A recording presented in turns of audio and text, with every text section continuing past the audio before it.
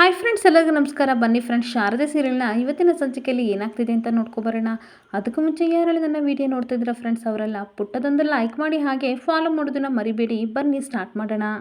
ಮೊದಲಿಗೆ ಫ್ರೆಂಡ್ಸ್, ಜ್ಯೋತಿಕಾ ತುಂಬ ಕೋಪ ಮಾಡಿಕೊಂಡು, ನೋವೇ ಅಮ್ಮಮ್ಮ, ನನ್ನ ಫ್ರೆಂಡ್ಸ್ಗೆ ತುಂಬ ಅಂದರೆ ತುಂಬ ಅವಮಾನ ಆಗಿದೆ. ಅವ್ರಿಗೆ ಅವಮಾನ ಆಗೋದು ಒಂದೇ, ನನಗೆ ಅವಮಾನವಾಗೋದು ಒಂದೇ. ಇವಳು ಸಾರಿ ಕೇಳಲೇಬೇಕು ಅಂತ ಹೇಳ್ತಿರ್ಬೇಕಾದ್ರೆ, this is too much Jyothika, ಇದನ್ನೆಲ್ಲ ದೊಡ್ಡ ವಿಷಯ ಮಾಡಬೇಡ ಜೋ ಅಂತ ಬೈತಾ ಇರ್ತಾನೆ. ಹಾಗೆ ಮತ್ತೆ ಸಿದ್ದು ಹೇಳ್ತಾ ಇರ್ತಾನೆ, ಶಾರದವ್ರನ್ನ ಬೈಯೋಕ್ಕೋಸ್ಕರ ಇದೊಂದನ್ನು ನೀನು ನೆಪ ಮಾಡಿಕೊಂಡು ಬೈತಾ ಇದೆಯಾ ಅಲ್ವಾ ಅಂತ ಅನ್ಬೇಕಾದ್ರೆ, ಇಲ್ಲ ಸಿದ್ದು, ನನ್ನ ಫ್ರೆಂಡ್ಸಿಗೆ ಅವಮಾನ ಆದರೆ ನನಗೂ ಆದಂಗೆ ಅಂತ ತುಂಬ ಕೋಪ ಮಾಡ್ಕೊಂಡು ಇವಳು ಸಹ ರ್ಯಾಶಾಗೆ ಮಾತಾಡ್ತಾ ಇರ್ತಾಳೆ. ಹಾಗೆ ನೋಡು ಸಿದ್ದು, ನೀನೇ ಶಾರದನ್ನ ಕ್ಷಮೆ ಕೇಳು ಅಂತ ಹೇಳು ಅಂತ ಅನ್ಬೇಕಾದ್ರೆ, ನಾನೇ ಕೇಳೋಣ, ಶಾರದವರು ತಪ್ಪು ಮಾಡಿಲ್ಲ ಅಂತ ನನಗೆ ತುಂಬ ಚೆನ್ನಾಗಿ ಗೊತ್ತು ಅಂತ ಸಿದ್ದುನು ರ್ಯಾಶಾಗೆ ಮಾತಾಡ್ತಾ ಇರ್ತಾನೆ.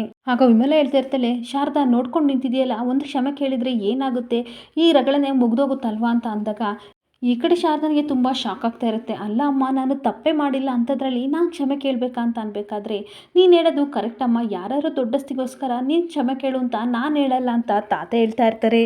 ಹಾಗೆ ನೀನೇನಾದರೂ ತಪ್ಪು ಮಾಡಿದರೆ ನಿನಗೆ ಅದು ಅನಿಸಿದ್ರೆ ಸಾರಿ ಮಾತ್ರ ಕೇಳಮ್ಮ, ಇಲ್ಲಾಂದರೆ ಕೇಳಬೇಡ ಅಂತ ಹೇಳ್ತಿರ್ಬೇಕಾದ್ರೆ, ಜ್ಯೋತಿಕ ತುಂಬ ಕೋಪ ಮಾಡಿಕೊಂಡು, ಏನು ತಾತ ನೀವು ಇವಳಿಗೆ ಸಪೋರ್ಟ್ ಮಾಡ್ತಿದ್ದೀರಾ, ನನ್ನ ಫ್ರೆಂಡ್ಸಿಗೆಲ್ಲ ಎಷ್ಟು ಅವಮಾನ ಮಾಡಿದ್ಲು ಗೊತ್ತಾ ನಿಮಗೆ ಅಂತ ಅನ್ಬೇಕಾದ್ರೆ, ಶಾರದಾ ಬಗ್ಗೆ ನಿನಗೂ ತುಂಬ ಚೆನ್ನಾಗಿ ಗೊತ್ತು, ಅವಳು ಯಾರ ಮನಸ್ಸನ್ನು ಸಹ ನೋಯಿಸಲ್ಲ, ಅಂಥದ್ರಲ್ಲಿ ಈ ರೀತಿ ಹೇಳ್ತಿದ್ಯಾ, ಇದು ನಂಬಿಕೆ ಪ್ರಶ್ನೆ ಅಲ್ಲ, ಅವಳಿಗೆ ಅನಿಸಿದ್ರೆ ಕೇಳ್ತಾಳೆ, ತಪ್ಪು ಮಾಡಿಲ್ಲ ಅಂತಂದರೆ ಕೇಳಲ್ಲ ಅಷ್ಟೇ ಅಂತ ತಾತ ಮುಖಕ್ಕೆ ಕೊಡ್ದಂಗೆ ಜ್ಯೋತಿಕಾಗೆ ಹೇಳ್ತಾ ಇರ್ತಾರೆ.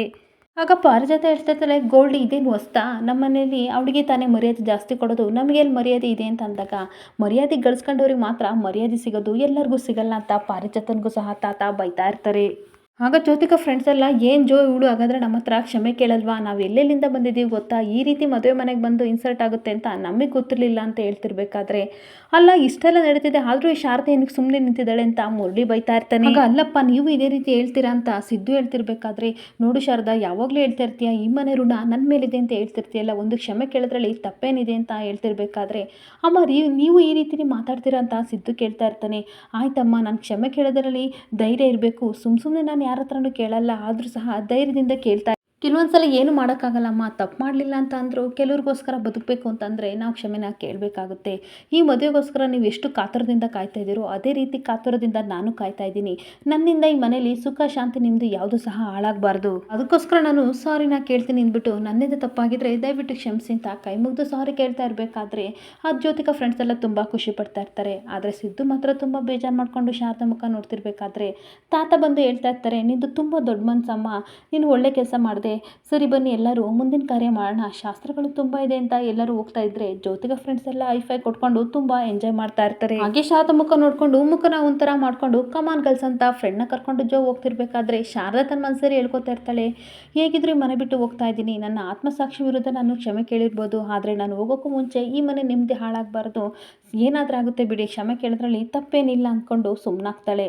ಹಾಗೆ ಇನ್ನೊಂದು ಕಡೆ ಅನಸೂಯ ತನ್ನ ಮಗನ ಮಾತಾಡ್ಸೋಕ್ಕೆ ಅಂತ ಬಂದಿರಬೇಕಾದ್ರೆ, ಈ ಕಡೆ ನರಸಿಂಹ ಹೇಳ್ತಾ ಇರ್ತಾನೆ, ಏನಮ್ಮ ಅನಸೂಯ, ಆರಾಮಾಗಿದೆಯಲ್ಲ, 3 ಹೊತ್ತು ತಿನ್ನೋಕ್ಕೆ ಊಟ ಸಿಗುತ್ತೆ, ತಿಂಡಿ ಸಿಗುತ್ತೆ, ಬಿಟ್ಟಿ ಊಟ ಬಿಟ್ಟಿ ಕೂಳು ಎಲ್ಲನೂ ತಿನ್ಕೊಂಡು ಆರಾಮಾಗಿ ಎಂಜಾಯ್ ಮಾಡ್ಕೊಂಡಿದೆಯಾ ಅಲ್ವಾ ಅಂತ ಅಂದಾಗ, ಏನಪ್ಪ ಮಾಡಲಿ, ನೀನಂತೂ ಜೈಲಿಗೆ ಹೋದೆ, ಊರಿಗೆ ಹೋಗೋಣ ಅಂತಂದರೆ ಸಾಲಗಾರರು ಜಾಸ್ತಿ ಆಗಿದ್ದಾರೆ, ಇನ್ನೇನು ಮಾಡೋಣ, ವಿಧಿ ಇಲ್ಲ, ಅದಕ್ಕೆ ಇಲ್ಲೇ ಇದ್ದೀನಿ, ಅದರಲ್ಲೂ ಅವರಿಬ್ಬರನ್ನು ಎದುರಿಸ್ಕೊಂಡಿದ್ದೀನಿ, ಆ ಇಂಗ್ಲೀಷ್ ರಾಣಿ ಮಾತಾಡ್ತಾಳಲ್ಲ, ಆ ಅಜ್ಜಿಗೂ ಜ್ಯೋತಿಕನಿಗೂ ಎದುರಿಸ್ಕೊಂಡು ಹಂಗೆ ಹೆಂಗೋ ಜೀವನ ಮಾಡ್ತಾ ಇದ್ದೀನಿ ಅಂತ ಹೇಳ್ತಾ ಇರ್ತಾಳೆ.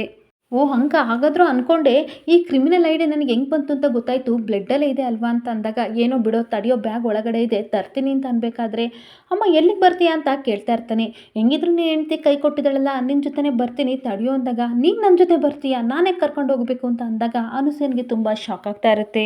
ಅಲ್ಲ ಕೊಡ ನರಸಿಂಹ, ಹಿಂಗೆ ಕೇಳ್ತಿದ್ದೀಯಲ್ಲ, ಇನ್ನೇನು ಮಗ ಎಲ್ಲಿರ್ತಾನೆ ಅಲ್ಲೇ ತಾನೇ ತಾಯಿ ಇರೋದು, ಅದಕ್ಕೋಸ್ಕರ ಬರ್ತೀನಿ, ಮುಂಚೆ ಅಂತೂ ನಿನ್ನ ಹತ್ರ ದುಡ್ಡಿರಲಿಲ್ಲ, ಇವಾಗ ಕೈ ತುಂಬ ದುಡ್ಡಿದೆಯಲ್ಲ ಅಂತ ಅಂದಾಗ, ಏನು ದುಡ್ಡ, ಇದನ್ನೇನು ನೀನು ಸಂಪಾದನೆ ಮಾಡಿದ್ದೇನಮ್ಮ, ನಾನು ಕಷ್ಟಪಟ್ಟು ಸಂಪಾದನೆ ಮಾಡಿದ್ದು ಅಂತ ಹೇಳ್ತಿರ್ಬೇಕಾದ್ರೆ, ಏನೋ ನರಸಿಂಹ, ನನ್ನ ದುಡ್ಡು ನಿನ್ನ ದುಡ್ಡು ಅಂತ ಹೇಳ್ತಾ ಇದೀಯಾ, ನಾನು ನೀನು ಜೈಲಿಗೆ ಹೋದಾಗ ಎಷ್ಟು ಕಷ್ಟಪಟ್ಟೆ ಗೊತ್ತಾ ನಿನ್ನನ್ನು ಬಿಡ್ಸೋಕ್ಕೆ, ಆದರೆ ಯಾರೂ ನನಗೆ ಸಹಾಯ ಮಾಡಲಿಲ್ಲ ಕಣೋ ಅಂದಾಗ, ನೋಡಮ್ಮ ಅದೆಲ್ಲ ನನಗೆ ಗೊತ್ತಿಲ್ಲ, ನಾನು ಎಷ್ಟು ಕಷ್ಟಪಟ್ಟು ಈ ದುಡ್ಡನ್ನ ಸಂಪಾದನೆ ಮಾಡಿದ್ದೀನಿ, ಜೈಲಲ್ಲೆಲ್ಲ ತುಂಬ ಅವಮಾನನ ಎದುರಿಸ್ಕೊಂಡು ಬಂದಿದ್ದೀನಿ, ಆದರೆ ಜಾಸ್ತಿ ಕೊಡಬೇಕಿತ್ತು, ಏನೋ ಇಷ್ಟು ಕೊಟ್ಟಿದ್ದಾರೆ, ತಗೊಂಡು ಹೋಗ್ತಾ ಇದ್ದೀನಿ ಅಂತ ಹೇಳ್ತಾ ಇರ್ತಾನೆ.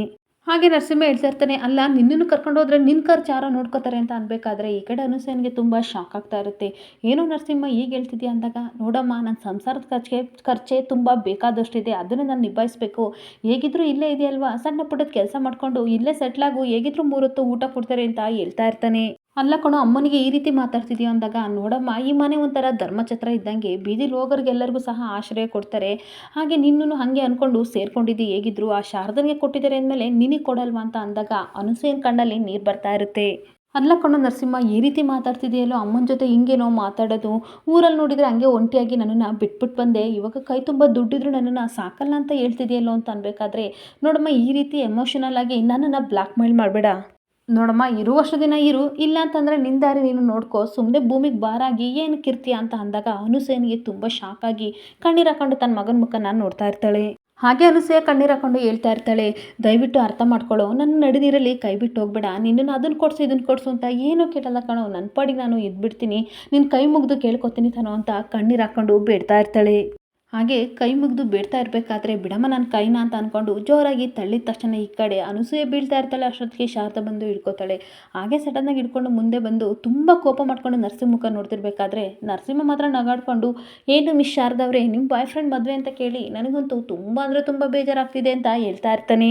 ಆಗ ತುಂಬ ಬೇಜಾರು ಮಾಡ್ಕೊಂಡು ಹಾಗೆ ತುಂಬ ಕೋಪದಿಂದ, ನೀನು ಮಾಡಿರೋ ತಪ್ಪಿಗೆ ಆ ದೇವ್ರ ಶಿಕ್ಷೆ ಕೊಟ್ಟರು ನಿನಗೆ ಮಾತ್ರ ಬುದ್ಧಿ ಬಂದಿಲ್ಲ ಅಲ್ವಾ ಅಂತ ಬೈತಾ ಇರ್ತಾಳೆ.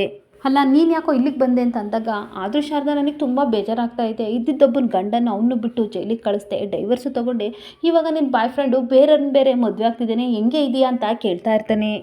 ಪಾಪ ಕಣೆ, ನಿನ್ನ ಮುಖದಲ್ಲಿ ಕಳೆನೇ ಇಲ್ಲ ಅಂತ ಹೇಳ್ತಾ ಇರಬೇಕಾದ್ರೆ, ನೋಡು ನಿನ್ನ ಕೆಟ್ಟ ಮಾತುಗಳಿಗೆಲ್ಲ ಪ್ರತಿಕ್ರಿಯೆ ಕೊಡಬೇಕು ಅನ್ನೋದೇನಿಲ್ಲ ಆಯಿತಾ, ನೀನೆಂಥ ಕೆಟ್ಟ ಹುಳ ಅಂತ ಇಡೀ ಪ್ರಪಂಚಕ್ಕೆ ಗೊತ್ತು, ಹಾಗೆ ಎಲ್ಲರಿಗೂ ಗೊತ್ತು, ಹಾಗೆ ನಾನೇನು ಅಂತಲೂ ಎಲ್ಲರಿಗೂ ಗೊತ್ತು, ಅದಕ್ಕಿಂತ ಹೆಚ್ಚಾಗಿ ನನ್ನ ಆತ್ಮಸಾಕ್ಷಿಗೆ ನಾನೇನು ಅಂತ ತುಂಬ ಚೆನ್ನಾಗಿ ಗೊತ್ತು, ಮಾನ ಮರ್ಯಾದೆ ಇಲ್ಲವ್ರ ಮುಂದೆ ನಾನೇನು ಅನ್ನೋದು ವ್ಯಕ್ತಿತ್ವ, ಹಾಗೆ ನನ್ನ ವ್ಯಕ್ತಿತ್ವನ ವ್ಯಕ್ತಪಡಿಸೋದು ನನಗದು ಅವಶ್ಯಕತೆ ಇಲ್ಲ ಅಂತ ಹೇಳ್ತಾ ಇರ್ತಾಳೆ.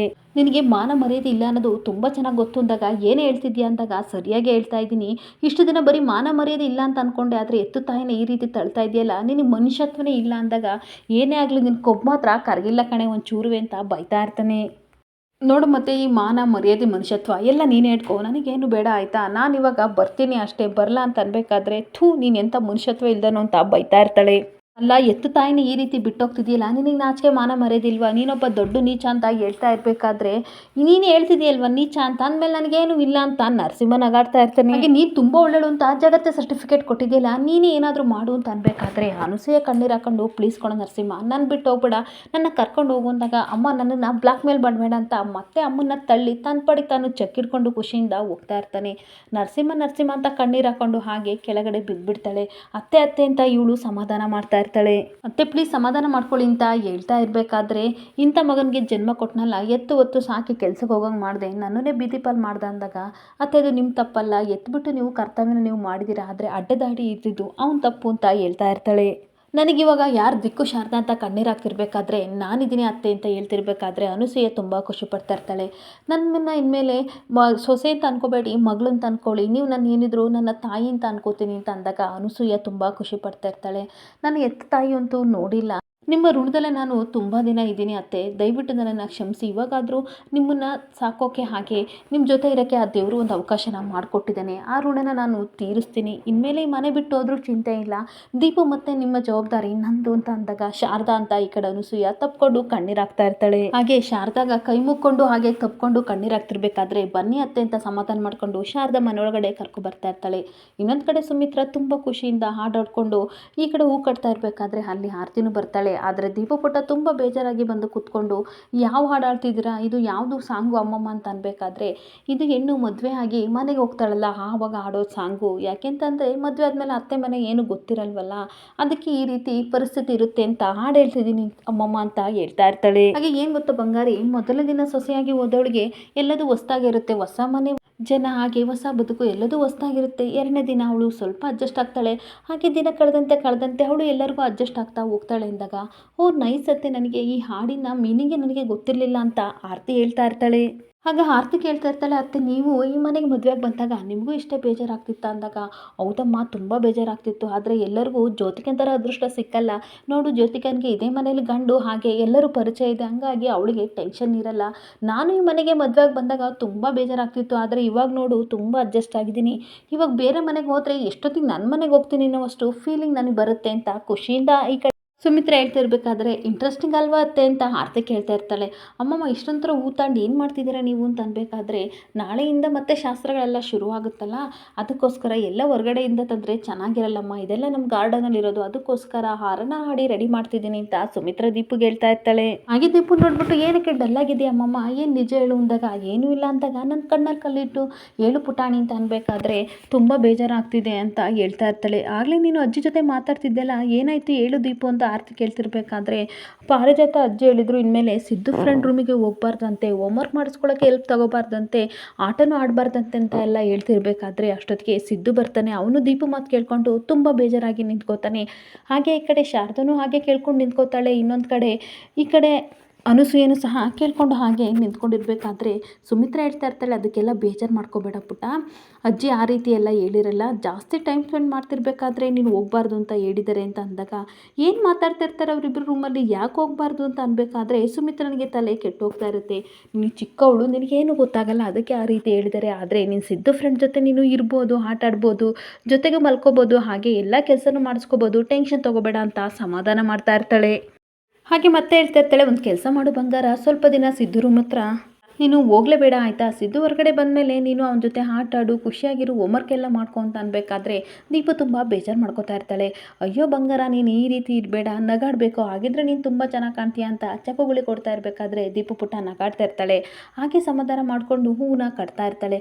ಆದರೆ ಶಾರದಾ ಮತ್ತು ಸಿದ್ದು ಇಬ್ಬರು ಯೋಚನೆ ಮಾಡಿಕೊಂಡು ತುಂಬ ಬೇಜಾರಿಂದ ದೀಪು ಮುಖನ ದೂರದಿಂದಲೇ ನೋಡ್ತಾ ಇರ್ತಾರೆ. ಹಾಗೆ ನನ್ನ ಕಡೆ ಶಾರದಾ ಕಣ್ಣೀರು ಹಾಕೊಂಡು ಕಿಚನ್ ಒಳಗಡೆ ಬಂದು ಕಣ್ಣೀರು ಹಾಕೊಂಡು ಹೇಳ್ತಾ ಇರ್ತಾಳೆ, ದೀಪು ಸಿದ್ಧ ಸರ್ನ ಎಷ್ಟು ಹಚ್ಕೊಂಡಿದ್ದಾಳೆ, ಆದರೆ ಇವರಿಬ್ಬರೂ ನಾನು ದೂರ ಮಾಡ್ತಿದ್ದೀನಲ್ಲ, ಇನ್ನೇನು ಮನೆ ಬಿಟ್ಟು ಹೋಗ್ತೀನಿ, ಆದರೆ ನಾನು ಖಂಡಿತ ಅವಳು ನನ್ನನ್ನು ದೀಪು ಕ್ಷಮಿಸಲ್ಲ ಅಂತ ಕಣ್ಣೀರು ಹಾಕ್ತಿರ್ಬೇಕಾದ್ರೆ ಸಡನ್ನಾಗಿ ಅನಸೂಯೆ ಬರ್ತಾಳೆ. ಅನಸೂಯೆ ನೋಡಿ ಶಾಕಾಗಿ ನಿಂತಿರ್ಬೇಕಾದ್ರೆ, ಏನು ಕಳ್ತಿದ್ಯಾ ಅಂತ ತುಂಬ ಚೆನ್ನಾಗಿ ಗೊತ್ತು ಶಾರದಾ, ಎಷ್ಟು ದಿನ ನಿನ್ನ ಕಣ್ಣೀರು ಹಾಕ್ಸಿದ್ದೀನಿ, ಆದರೆ ಇದೇ ಫಸ್ಟ್ ಟೈಮು ನೀನು ಕಣ್ಣೀರು ಹಾಕೋದು ನೋಡಿ ನನ್ನ ಕರಡು ಚುರುಕ್ಕಂತಿದೆ ಅಂತ ಹೇಳ್ತಾ ಇರ್ತಾಳೆ. ಎತ್ತು ಮಗ ಬೇಕು, ಗಂಡು ಮಗ ಬೇಕು ಅಂತ ನಾನು ಇಡೀ ದೇವ್ರಿಗೆಲ್ಲ ಹರಕೆ ಹೊತ್ಕೊಂಡು ಗಂಡು ಮಗನೆತ್ತೆ, ಆದರೆ ಏನು ಮಾಡಲಿ, ಅಷ್ಟೊಂಥರ ಕೈ ತುಂಬ ದುಡ್ಡು ಸಿಕ್ಕಿರು ಸಹ ನಡಿ ನೀರಲ್ಲಿ ನನ್ನನ್ನು ಬಿಟ್ಬಿಟ್ಟು ಹೊರಟ, ಇಂಥ ಮಗನ ಎತ್ತಿದ್ರು ಪರವಾಗಿಲ್ಲ, ದೇವರು ಕೊಡೋದು ಕೊಟ್ಟು ಇನ್ನು ಮುಂದಕ್ಕೆ ನೀನು ನೋಡ್ಕೊತ ಬಿಟ್ಟ ಅಂತ ಅನಿಸುತ್ತೆ ಅಂತ ಅಂದಾಗ, ಎಲ್ಲದಕ್ಕೂ ಋಣಾನುಬಂಧ ಇರಬೇಕಮ್ಮ, ಋಣ ಇಲ್ಲ ಅದಕ್ಕೆ ಅವನು ಬಿಟ್ಟೋದ, ಹಾಗೆ ನಮಗೂ ಎಷ್ಟು ದಿನ ಋಣ ಇರುತ್ತೋ ಅಷ್ಟು ದಿನ ಅಲ್ವಾ ನಾವು ಜೊತೆಲಿರೋದು ಅಂತ ಕಣ್ಣೀರು ಹಾಕ್ತಿರ್ಬೇಕಾದ್ರೆ, ನೀನೇನು ಕಳ್ತಾ ಇದೆಯಾ ಅಂತ ನನಗೆ ತುಂಬ ಚೆನ್ನಾಗಿ ಗೊತ್ತು ಕಣಮ್ಮ ಅಂತ ಕಣ್ಣೀರು ಒರೆಸ್ತಾ ಇರ್ತಾಳೆ. ಇಲ್ಲಿಗೆ ಸಂಚಿಕೆ ಎಂಡ್ ಆಗ್ತಿದೆ. ಈ ವಿಡಿಯೋ ಇಷ್ಟ ಆದರೆ ಪುಟ್ಟದೊಂದು ಲೈಕ್ ಮಾಡಿ, ಫಾಲೋ ಮಾಡಿ. Thank you.